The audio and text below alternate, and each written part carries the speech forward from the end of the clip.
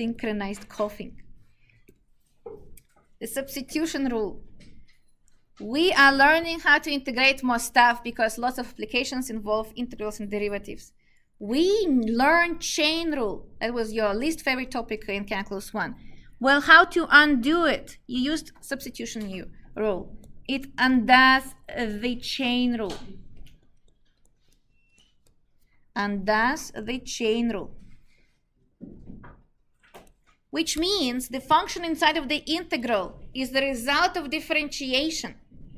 And the function was differentiated using the chain rule. And now we need to undo that. How would you undo chain rule? Using substitution. So here's the integral, cosine of x to the 4 plus 2 times 4x cubed dx. We try to have some intuition behind it. And I will tell you all the hints so you become very good at this. Hint number 1, we don't like complicated stuff. So cosine is fine. I know how to integrate cosine. But I don't know how to integrate cosine with stuff in it. We never learned that. So why not to call the stuff inside to be the stuff? Say u. Then it becomes cosine of u, and I know how to integrate cosine of u. We learned it before. So that's one of the hints. If you see function inside of the function, which is exactly chain rule, when you differentiate it, why not to call the function inside some letter to make it look better? Let's do that and see how it works. I'm choosing the guy inside, this stuff inside of cosine, to be some kind of letter. Well, let's stick to u. It's very popular in American books. It's usually u. International as well. But you will see w a lot. And you will see u1, u2, u3. So the notation is let u be x to the 4 plus 2. That will give us cosine of u. Nice. So I'm already imagining how beautiful it's going to be. Then we immediately differentiate it. Let's differentiate x to the 4 plus 2, which gives me 4x cubed. So several things I just did differently. Instead of writing down du dx, which we learned from Calculus 1, I will do du equals 4x cubed dx. That is, this is my box. The box for the substitution rule. So the reason why I put dx on the right, because I need to change dx inside of the integral. If everything will be changed into u variable, guess what? Everything have to be changed in the u variable. I just repeated the whole sentence. So how would you do that? You need to figure out what dx is by differentiating u. And check it out. We have this tail. I will be calling it tail for a while. This is the tail we have, 4x cubed dx. We need to change it into the u variable. And it ended up to be perfect du. So equation number 1 goes inside of the cosine. And equation number 2 goes to the tail. I put equal sign after this box. And I write down the result, cosine of u du. U is whatever is inside of the integral. I'll put it in red. And du was calculated. And it matched perfectly with the tail. And the integral became very beautiful, nicely looking integral, cosine u du. That's not the answer. But that's the most important step. If you can do this step, if you can convert the whole integral into integral with completely another variable, that's what substitution is about. We're substituting hard stuff with easy stuff, u or whatever letter you want. Let me finish and then I will tell you more hints. What is the result of integrating u, cosine of u? Sine plus or minus? Plus, because the derivative of sine is plus cosine.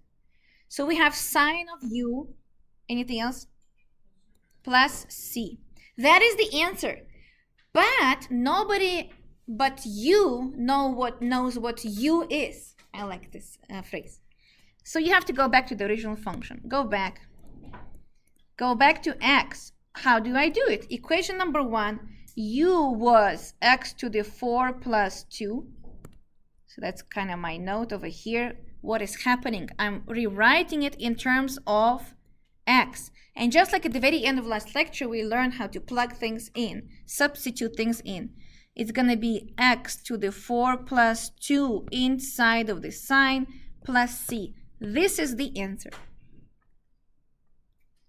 This is the answer. Let me make it bigger, like so. You have to go back. It's kind of not polite to give people answer in terms of different variable. You're presenting at the conference. You are an engineer, part of the research group, or internship people paid you money to find the result, and you give them sign of U without explaining what U was. So it's a general rule to go back to the original variable. This is the final answer. Do you know that we can check if the answer is correct? How do you do that? Let's just, find the derivative, exactly. Let's check. You don't have to do it, but on the test, it's kind of the only topic when you can actually check your answer. You differentiate your sign x to the 4 plus 2 plus c. It's supposed to give you whatever is inside of the integral. So that's chain rule, and I'm reminding chain rule for you. Derivative of the function outside. The function outside is sine. Derivative of sine is cosine. Rewrite the stuff. And the stuff was u. Copy. Times. And that's where the chain rule comes in. Chain rule says don't stop, differentiate the function inside. The function inside is 4x cubed. Plus c gives you 0. This is exactly what we had inside of the integral. Here it is. This is what we had. That's how you know we did well. This is the first example when everything is beautiful and there was no challenges on the way. So I'm still going to explain several things. Intuition. Choose u, whatever is inside of stuff, inside of the cubic function. You don't like stuff to be cubed, so make this to be u cubed. Cosine, sine, arctangents, log. It has stuff inside. We don't like it. Let's make it u. Denominator. If denominator is too complicated, that's annoying too. Let's change it to be u. Usually that works. But there's another way to have intuition behind what to make u. Can anyone try to explain? What other some kind of intuition helps us to choose what should be u? Yes? You can see that like 4 or x to the 4th plus 2, if you take the derivative, it would be 4x cubed. Very good. Can anyone add to this or rephrase it? Do you understand what was just told? Yes? There's a function inside of the function. All of this is correct. Very good. Amazing. So first of all, one part of the integral looks like the derivative of another part. When x to the 4 plus 2 is differentiated, gives me 4x cubed. So when I choose this to be u and then I find the u, which is the process, then I know it will be matched well. It doesn't have to be exactly matched, but it's up to constant, up to negative sign. So this also gives me a hint. Don't choose 4x cubed to be u, because it's a result of integration. Choose the original piece to be u, and function inside of the function. Yes? Is that going to be the case for every question? You will see. Part be some form of the derivative? It's a pretty creative process, but actually most of the time it's true, because u substitution undoes chain rule, and chain rule means, let me see here, chain rule means one part looks like derivative of another part. 4x cubed came out of differentiation x to the 4 plus 2. So pretty cool. It's not always obvious though. Sine and cosine, derivative of each other. Secant, square, and tangent. So sometimes it's very not obvious. Log and 1 over x. So that's why we hope that you are very good in derivatives. And if you're not, check my announcement with little tests you can take to improve that. Questions? What do you think about any of this? Look at this beautiful example. Questions, comments, ideas, suggestions. So in my classes, I like to mention, because we move quite often fast with math, plus or minus, did you see this prime, did you see the plus 2? I have a joke that sometimes a student drops the pencil on the floor, and while picking up the pencil, the whole board is full of formulas. So feel free to ask. I always have this joke. Did you just blink and miss half of the formula? Ask me about it. It takes me 5 seconds to explain what we just wrote, rather than you being frustrated for half an hour. So I'm very good with that. The question can be literally, where did we get plus c? If you blinked and now you don't understand what's happening, that's exactly a good question after that. So feel free to ask. Even if it's a repetitive question, I'm still fine with that. Example 2. Let's have an example where not everything is amazing. Example 2 will be integral of a square root 2x plus 1 dx. I don't know, doesn't look like something is derivative of something else, but I do see a function inside of the function. I will show you two ways of doing it. Way 1 is taught usually internationally, that's how I learned it. And way 2 I saw in America, and I liked it too. It's both are very good ways. So we'll see which one you prefer, and you can jump between them. I don't mind at all. Step 1 is the same for all the methods. You need to guess what u is. And in this homework and the next couple of homeworks, it's going to be guess and fail. And then guess, it's correct. So it's just like that. You could always choose the whole cosine to be u. Try to do it. It's not going to work. Get frustrated, try again, and so on. People who chose STEM major are known for being smart, persistent, and also being okay with being frustrated all the freaking time. So you just sign up for that. And that's why we're good at it. We're good at being persistent, even if it's getting very annoying. Especially computer scientists. You guys are going to be debugging for the rest of your life. Like, I don't know. I know my friends are computer scientists. It's crazy. That's literally what they do all the time. So, what do you think we should choose u? 2x plus 1. We could choose the whole square root, I don't know, but the idea is you don't want everything to be beautiful. That's a little bit too much. You can try, it's not going to work. So the idea is let's just make a square root better by putting just a letter inside of it. Because I know how to integrate square root of u. It's a power rule. Let u be 2x plus 1. And now my notation speeds up. I don't write let anymore. And I don't write then anymore. That's like too beautiful. You can do it, but it takes too much time. Derivative of 2x plus 1 is 2. And don't forget to put dx at the bottom. Again, if you're asking, or if you blinked and you did not hear me saying why we have dx on the right, du over dx equals 2. That's what we're doing here. It comes from the chapter called Differentials in Calculus 1, which you probably don't remember, and you probably will never test it on that. But we did that at some point. It's approximation stuff. Here it has a purpose of helping to find what this dx should be changed to. So way 1 is my way, how I learn it, and I like it. It's creative, it's fun. I look so the goal, this is my box. Equal sign, integral square root of u. We know that. That is definitely true. That's the whole point. The whole point, I want to have an easy square root. But I cannot write down dx. Dx have to be changed to u notation correctly. Relationships between du and dx is here in the equation number 2. Dx multiplied by 2 gives you du.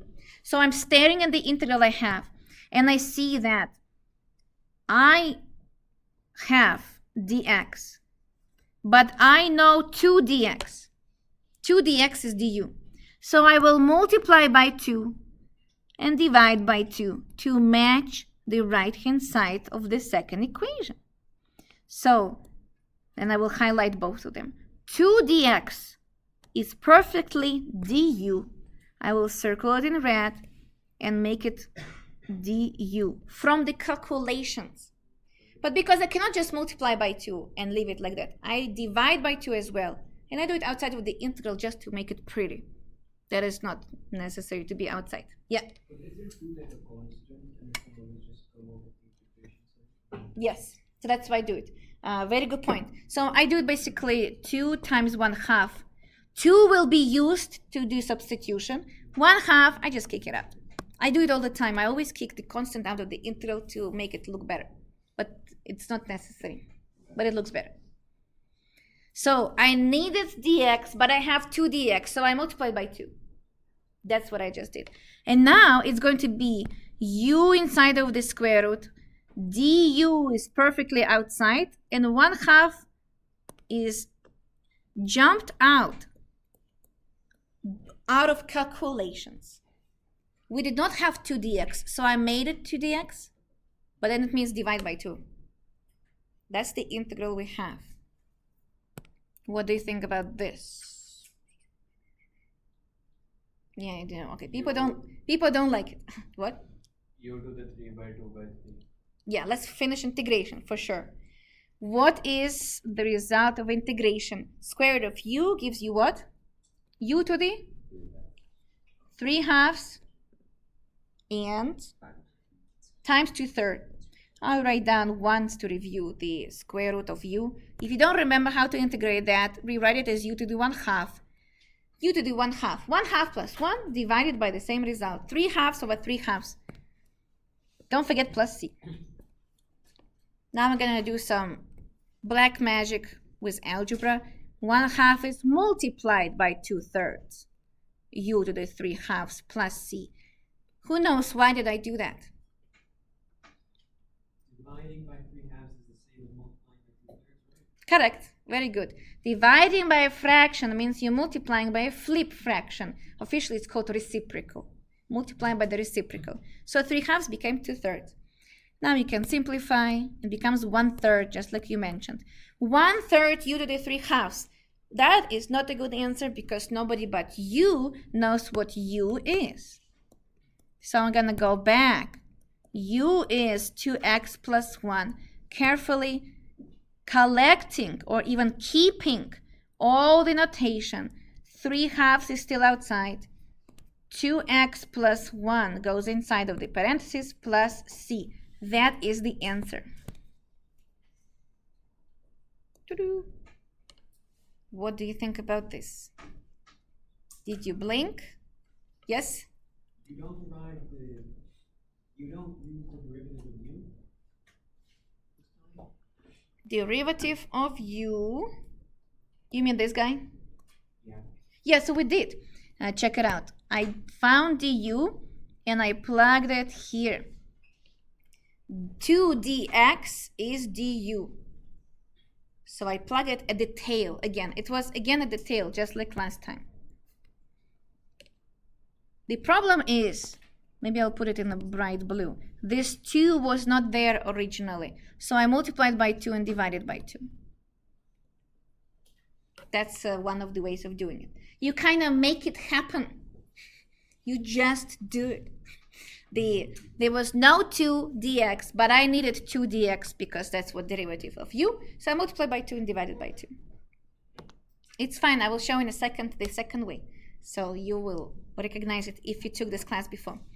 But before I do that, do you know that we can differentiate the result to check the answer? Bless you. 1/3, 2x plus 1 to the 3/2. If you differentiate 3/2, it goes down, multiplies by 1/3. It becomes 1/2. 2x plus 1 is now raised to the 1/2 because you need to subtract 1. Chain rule says times 2. 2 cancels out with 1/2 and you get exactly what we have inside of the integral. 2x plus 1 raised to the 1/2. So that's how you check if you messed up or I messed up or the book messed up or web work sometimes messes up.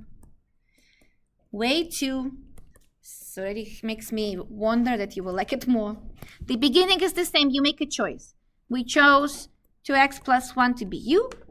Do you remember why? It was inside of the square root. Exactly. It was inside of the function, so we made it easier.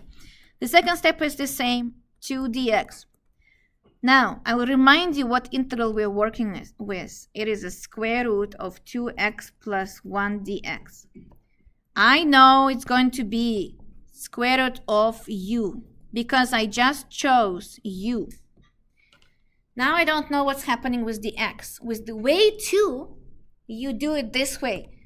I need dx, so I will solve for dx from the equation 2.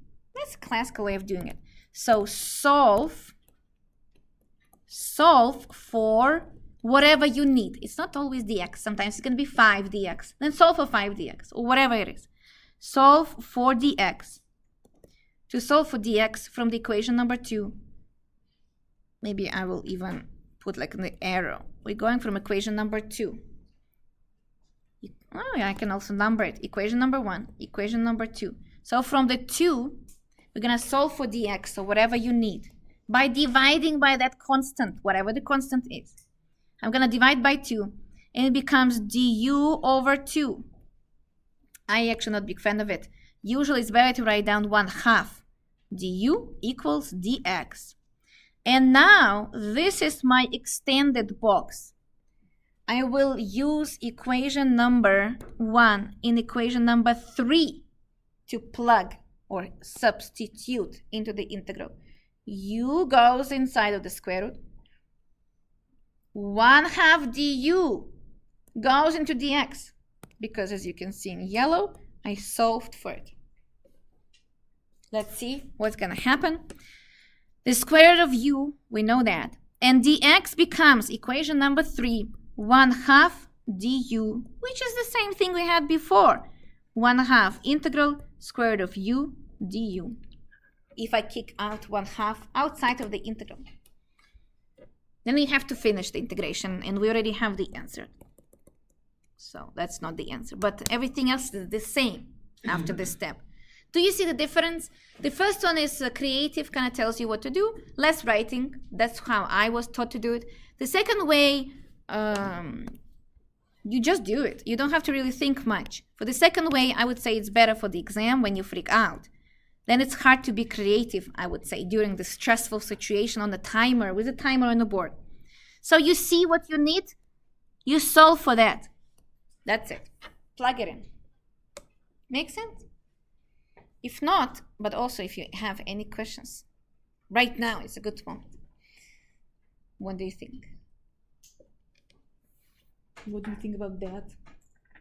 Think for questions while I'm writing down the definition of the substitution rule. The substitution rule. The substitution rule has an official rule writing with conditions on it. If, do you guys want me to zoom in? Also, people at the back definitely have rights to ask to zoom in if you don't see well, and to speak louder, and to repeat whatever I said. If u is a function g of x, so that's how we do u substitution. Sus? That's not correct. Substitution. Substitution rule. So you choose something to be u. It's important that this thing, this stuff, is differentiable. I will only once write down the whole thing. DIF, F, ER, EN, CIA, BLE. Who can spell it quickly? Does anyone took part of the spelling competitions? It's an American thing. Differentiable. It's a differentiable function. Where? Oh, whose? It's not where. Whose domain range on I, interval I. And f is a continuous function. Continuous, I don't want to write that. Continuous, CONT is a classical abbreviation, shortcut. On I as well. Then the substitution rule works like so. Integral of f that has a function inside. What function? U, which was called g of x. G of x was called u, actually, vice versa. So this is my u. Times the derivative of that function. It's exactly what we were talking. There are two types of intuition working here. One part is a derivative of another part, so you take that other part to be u. But also the other part is inside of the function, because it's a result of the chain rule. And that's how you know what to choose u. That can be written as f of u du. Now put in red, f of u du. That is the formula. But is it, the u substitution is just a method. So it's not something new or crazy. Let me write down like so. The inside part is u, and the and, whatever I call the tail, is du. Check it out. Look how beautiful it is. Now I need to ask you two questions. What the heck is differentiable? That long word. Who remembers approximately at least? What does it mean to be differentiable? People at the back? No, wait. People at the back. Left back, whatever is left side. My left back. People at the back, do you know approximately, intuitively, what does differential means? Differentiable. In my language, it is differentirume. In Ukrainian, I think it's also differentirume. Differentirume. Yeah. Yes? It has a derivative. Exactly. Just like that. Just a very good answer. Differentiable everywhere means has derivative everywhere. At the point has derivative at the point. Yes? The graph should not have a hole, or it shouldn't have a like cusp turn. Amazing. You even remember that it should not have holes and cusps. That's like a corners. Very good. Good job. Now about continuity. What does it mean for f to be continuous? Let's do approximately, and then maybe we'll remember the rule. That was calculus 1. Yes? No like jumps, gaps, or holes. Yeah. There's no jumps, no holes, no gaps. Continuous function. It goes nice. With the limits, should have left limit, right limit equal to each other. Gives you the limit. Still not enough. It might have a hole. Then the f of that point should match with that limit to fill in the hole. So that's continuity. Okay, very nice. Good job, people. Reviewed a little bit. Let's do another example. Example 3. Example 3 is going to be tangent. We never integrated tangent. I mentioned to you before on Monday. How come we know integral of sine, cosine, even secant squared? But like tangent is the third important trig function. We don't know integral of trig of tangent because it requires u substitution. So that's a perfect moment. So in your homework or on a test, if you see integral, if you see anything with tangent, secant, cosecant, cotangent, the first step, I know that you freak out usually, but okay, the first step you freak out. The second step, write down the definition. Always works. At least your brain knows what is that. What is tangent? Sine over cosine, exactly. When you write down this, at least your brain tells you, okay, we are not doomed. We know something. So on a test, having confidence helps a lot. So when you do those little steps, it might calm you down your anxiety. Now, I'm claiming this can be solved using u substitution. We have 4 choices here. What to choose u? I could choose sine. I could choose, choice number 1, sine. Choice number 2, cosine. Choice number 3, 1 over cosine. That happens sometimes. We can do that. Choice number 4, the whole thing. Which one to choose? What should be u? Hint number 1, it doesn't work here because we were saying something is derivative of another thing. But sine gives you cosine and cosine gives you sine, plus minus. So then which one still doesn't work here? So which one would you choose then? Cosine. Why not sine? Who can explain somehow? Someone new? Anyone new? Anyone want to explain? Yeah, at the end. Because derivative of sin x would not give 1 over cos x. Derivative of sine will not give me cosine what? Derivative of sin x would not give me 1 over cos Ah, correct. Derivative of sine is not 1 over cosine. We cannot divide by du. So that is a good explanation. Anyone else want to add? Rephrase? Yes? So there's a basic mathematics rule that whenever you see sine or cos, we always refer sine, and sine and cos act like a building block for all the other functions. Yeah, but that's if we have more functions. In this case, we have only 2, and they kind of equally important. Sine and cosine are basically the same thing. Sine is given importance basically always. That's like basic mathematical rule. So you choose u to be sine then? So what's your I mean, sine is the most basic function, and out of sine, all the other functions are Interesting. basically derived. Interesting point. So everything goes back to the sine. Yeah. It will not work in this case because there will be example of cosine over sine.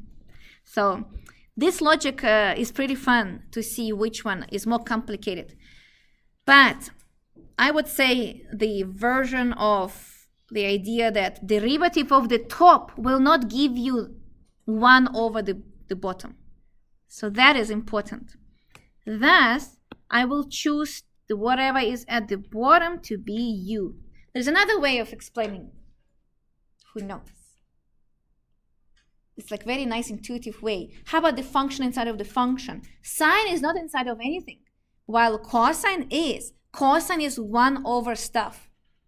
So cosine is 1 over u, where u is cosine. And in general, we're already dividing by something. I don't want to divide by anything complicated. And that gives you the hint. Oh, let's make that thing, the denominator, easier. So that also works really well. 1 over log. That's horrible. Choose log to be u. And so on. So it kind of makes sense from this point of view too. Okay, let's do it. Let u be cosine x.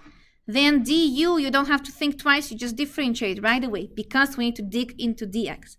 Derivative of cosine is sine x dx. No, Minus. Good job. I'll be making mistakes mostly on purpose. So try to pay attention. Good job. Minus sine x dx. This is my table. And now you choose the way you like it. So let's do American way. I will call it this way. I need sine x dx. So I will solve it for sine x dx. I will solve equation number 2 for sine x dx. Equation number 1, equation number 2, equation number 3. Solving for sine x dx means dividing by negative sign. Sine x dx equals minus du. Dividing or multiplying by negative doesn't matter. So that's my extended table with a step number 3. I will highlight it again. This is the tail. We needed sine x dx. We found it as minus du. Equation number 1 goes into the integral. Here it is. And equation number 3 goes into the integral. Here it is. By here it is. I hope you understand what I'm pointing at with my arrows notations. Does that make sense? Any of this? Not too bad. So in my mind, I would not do the step 3. In my mind, I see we need sine x dx. I have minus sine x dx. Just change the sign. So that's how somehow I got used to this idea that you just need to fix it a little bit. Make it happen. Yes? Don't you also like solve for dx? So, very good question. I was wondering why nobody said anything about that.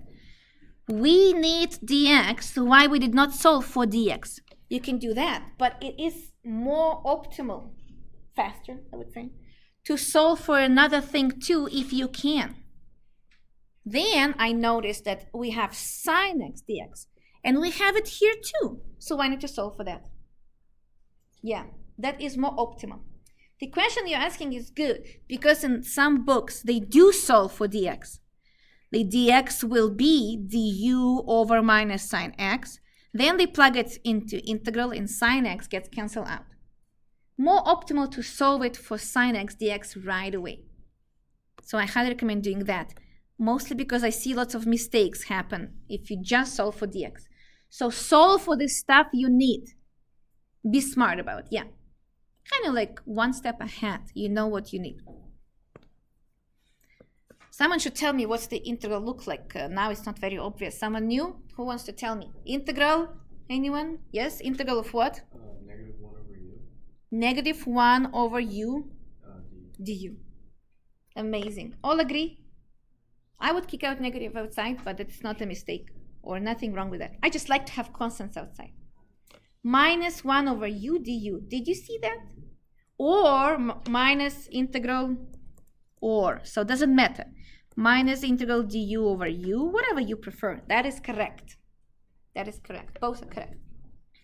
Yes? Now let's integrate that. What is the result of integration of minus 1 over u? No. Log. Minus. Absolute. Absolute u. All agree? Do you all agree? Remember we reviewed it on Monday. 1 over x gives you log of x. Don't forget absolute value. Very good. Not the end though. We need to go back. And I will not be writing down anymore what we need to change. Everything is too time consuming. So I like to prepare slowly students for the test when you go fast. And that helps a lot. minus ln absolute value. Go back with your u, and your u was, and I'll keep black color this time, cosine x plus c. That is the final answer. I kept the color the same this time, so you can see this is how you work with functions. They look like a function inside of the function. If you differentiate this function, it will give you tangent, because derivative of log will be 1 over cosine times derivative of cosine is negative sine. Negative cancel out, and it becomes sine over cosine. And that's tangent. Remember, we started with tangent. So now we know there's a formula for integral of tangent. Will I require you to memorize it? No. I don't remember it either. I just know how to find it. So somewhere in the homework, they will assume you know some of those formulas. Nobody usually does. You're required to know how to find it. That is more important. But actually, there is a formula. Note, if you Google, you might actually see different formula. Formula for integral of tangent x dx. And I think that's what in your homework they will assume you know it, which is kind of rude. Natural log of secant x plus c. Do you see the color? Let me know if you don't see the color. Why is that? That's not what we just found. Suspicious. Someone is wrong. Or not. Hang on. Hang on. Is secant the inverse of cosine? Yes or no? Yeah. Yes. So 1 over cosine is secant, right? Okay, so that means they claim there is 1 over cosine inside of the log. But how come? Who knows? Yeah, maybe anyone else? Yeah, wait. Someone new? Did you? Yeah. They use U substitution for sine instead of cosine. Very good idea, but no. Yes? The power is like of log, if it's log, let's say log x squared, so it could be 2 log x. ln x squared is 2 ln x. Do you remember that? Similarly, Yes. minus 1 over cosine is minus ln cosine. Is that correct? So there's a property that the power can go up and down. Same with negative sign, it can go up and down. Only log has this cool property. That comes from the properties of log. So negative sign went inside, became 1 over cosine, 1 over cosine is secant. Cool. Pretty cool short notation. And the most important, remember that 1 over cosine is secant. That's also important. Not all countries teach secant and cosecant, so maybe it's a good moment to actually mention that. I never was taught secant cosecant. Many European countries and Asian countries don't have it at all. We just call it 1 over sine. I don't see a problem with that. So I got very frustrated when I learned that now I have to memorize more formulas, which is secant x cosecant x. And the awkward part, they don't make sense. Secant sounds as sine, but it's not. Right? Like that doesn't make sense. So one of my students finally told me how to memorize it a couple years ago. If it starts with S, it will be C. If it starts with C, it will be S. Finally, that totally make clear forever. I finally realized that. So that's just a note to remember, or if you've never seen it before, now you know. Finally, let's do the important stuff. How do we deal with definite integrals? Definite integrals. This was very amazing and nice, but what do we have limits of integration given? Example 1. New example. Let's have integral from 0 to 4, and let's have a square root of 4x plus 2 times 4 dx. Again, the square root, but a little bit different this time. Nice. We know how to start. You need to just start with U substitution. Let's choose what to be U. What do you think we should have as U? 4x plus 2. Amazing. People just got it. Good job. And if not, couple of practice and you'll be very good at this. That's actually is inevitable. You like it or not, you will be good with u substitution. 4x plus 2. Then du is 4 dx. I need 4 dx, and I have 4 dx. No other steps are needed. I'm happy. I'm gonna write down integral of square root of u du. That's what we did on example 2, more or less. We had square root of u du. Perfect match with 4. I'm happy about that. What is happening with 0 and 4? Two ways of doing it. The official way, you must change limits of integration. Way 1, change. Can you, yes, change limits of integration. I'm just gonna call it limits. Limits of integration. That is not very hard. Just one more step. It's extending my table, I would say. X used to be 0. You can start with 4 if you want, doesn't matter. If x used to be 0 and u is 4x plus 2, u becomes 4 times 0 plus 2, which is 2. Make sense? So u is our transformation. That's how it's called. It's transformation. We're transforming variables into new variables. Thus, the limits of integration also gonna get transformed. X used to be 4, then u will be 4 times 4 plus 2, bless you, which is 16 plus 2, 18. The integral becomes from 0 became 2, 4 became 18. This is a proper way of doing it, so this is my extended table. We change limits of integration. The extended table says everything should be in terms of u, including limits of integration, because of the units, and also it just makes sense. If you are in kilometers and x was in degrees, you cannot plug in degrees into kilometers, because at the end we're gonna plug in the numbers. The result of the definite integral is a number, not a function anymore. So the answer will be stuff, some kind of number. And now we just finish it.